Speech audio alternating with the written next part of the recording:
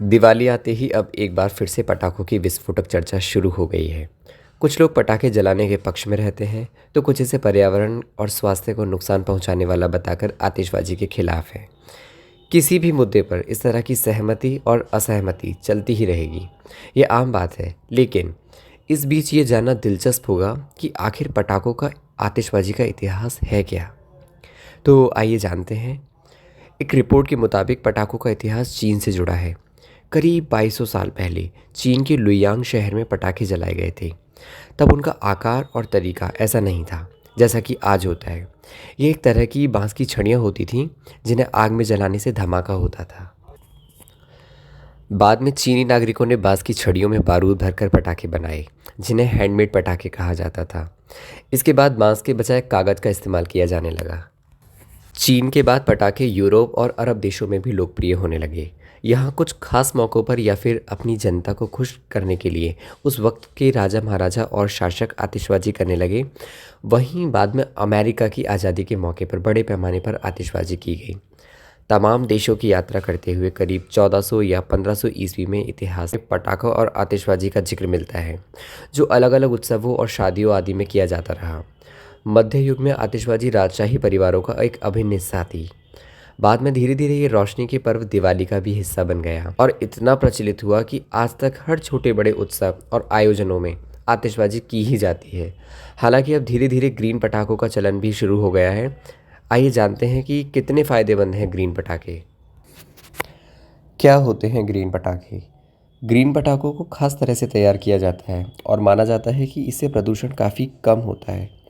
इन पटाखों से 30-40% तक प्रदूषण को कम किया जाता है। इन पटाखों में वायु प्रदूषण को बढ़ावा देने वाले नुकसानदायक केमिकल नहीं होते हैं।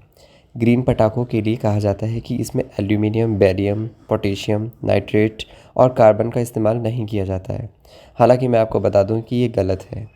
मैंने खुद बखूबी अपनी आंखों के सामने पटाखों को बनते देखा है, ग्रीन पटाखों।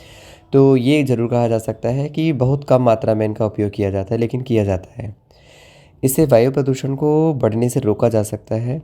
ग्रीन पटाखे दिखने में सामान्य पटाखों की तरह ही होते हैं और ग्रीन पटाखों की कैटेगरी फुलझड़ी, फ्लावर पॉट, स्कॉट शॉट जैसे सभी तरह के पटाखे मिलते हैं। इसके अलावा इनमें खुशबू और वाटर पटाखे भी आते हैं, जिन्हें अलग तरह से जलाया जाता है। इन पटाखों से रोशनी भी होती है। ये भी सामान्य पटाखों वाली ही फील देते हैं, बस ये पर्यावरण के थोड़े अनुकूल होते हैं। इन पटाखों को जलाने पर धुआं निकलता है और इसकी मात्रा कम होती है। हालांकि ये पटाखे सामान्य पटाखों से थोड़े महंगे होते हैं। जहां सामान्य पटाखों के लिए आप 250 रुपये तक खर्च करते हैं, वहीं ग्रीन पटाखों के लिए 400 रुपये से ज़्यादा खर्च करना पड़ सकता है। पटाखा एक छोटी सी विस्फोटक आतिशबाजी है जो मुख्यतः भारी आवाज़ या शोर उत्पन्न करने के उद्देश्य से बनाई जाती है। पटाखों का आविष्कार चीन में हुआ। इसमें अधिकतर कम ज्वलनक बारूद का प्रयोग किया जाता है। पटाखा बनाने में प्रयोगित मुख्य रसायन कृषि में प्रयोग किए जाने वाले रसायन होते हैं, जैसे कि पोटेशियम नाइट्रेट, सल्फर, कोयला का प्रयोग किया जाता है। ये बड़ी ही आसानी से किसी खेतीबाड़ी की दुकान से प्राप्त हो जाते हैं। लेकिन प्राचीन काल में इस काले बारूद का प्रयोग तोपों में किया जाता था और 20वीं शताब्दी में इसे बंदूक की गोली भरने में भी प्रयोग किया जाने लगा, जिसके कारण इसका नाम अंग्रेजी में गन पाउडर पड़ गया। भारतीय शास्त्रों के अनुसार भारत में पटाखों का प्रचलन ईसा पूर्व काल से ही है। कौटिल्य की पुस्तक अर्थशास्त्र में एक चूर्ण का वर्णन मिलता है, जिसे जलाने पर तेजी से लपटें पैदा होती थी।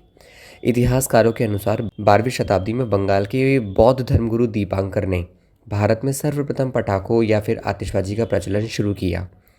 ऐसा कहा जाता है कि दीपांकर को यह ज्ञान चीन के तिब्बत के दौरान प्राप्त हुआ था। बहुत से इतिहासकार का ये भी कहना है कि पटाखे मुगलों की देन है, लेकिन यह कहना गलत नहीं होगा, क्योंकि पटाखे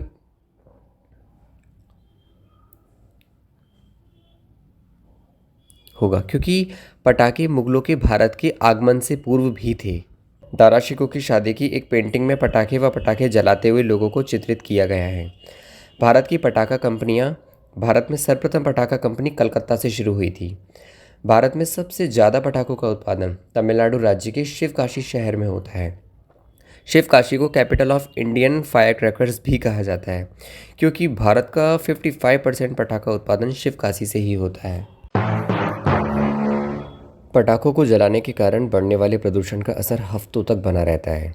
राजधानी दिल्ली में हर साल इसका असर देखने को मिलता रहा। यह वायु गुणवत्ता को बिगाड़ देती है, जिससे कई प्रकार की सांस की बीमारियां जैसे अस्थमा, ब्रोंकाइटिस और सीओपीडी का भी खतरा हो सकता है। इस प्रकार का वातावरण पहले से ही अस्थमा के शिकार लोगों की समस्या को ट्रिगर भी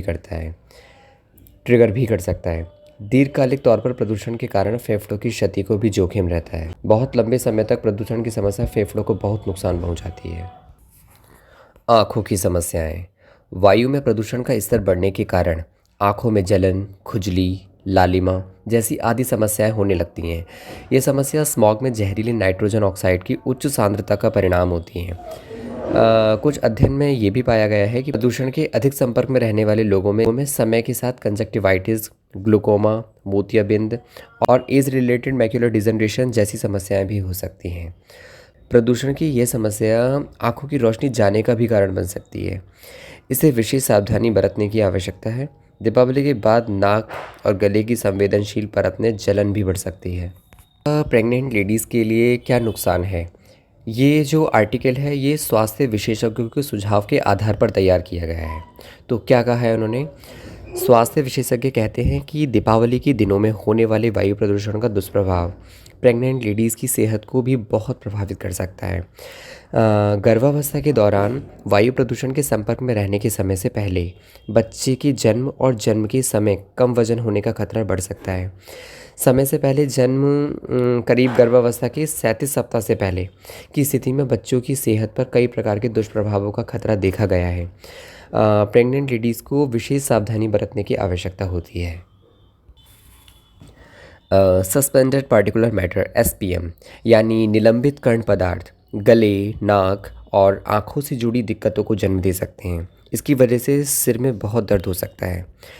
पटाखों की वजह से होने वाले प्रदूषण की वजह से सेहत को कई तरह से नुकसान पहुंच सकता है, जैसे कि क्रॉनिक ब्रोंकाइटिस, अस्थमा, सीओपीडी, सर्दी जुकाम, निमोनिया, लैरिंजाइटिस मतलब वोकल कॉर्ड का इन्फेक्शन आदि।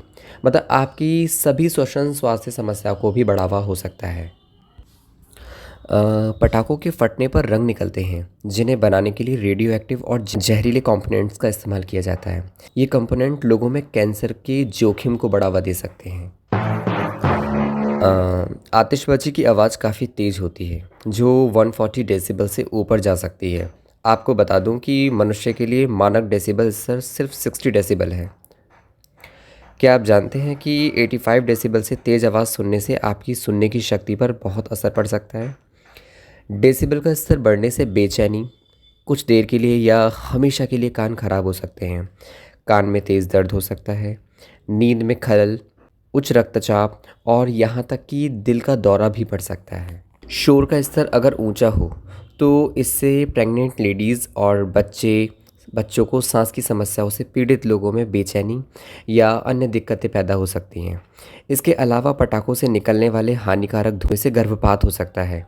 इसलिए प्रेग्नेंट लेडीज़ को इस दौरान घर पर ही रहने की सलाह दी जाती है। पटाखों से खेलने से गंभीर तरह से जलने और अन्य चोटों की संभावना अधिक होती है। खास तौर पर बच्चों के लिए काफ़ी खतरनाक साबित हो सकते हैं। इसलिए पेरेंट्स को सलाह दी जाती है कि बच्चों को पटाखों के साथ अकेला ना छोड़ें और फर्स्ट एड बॉक्स तैयार रखें।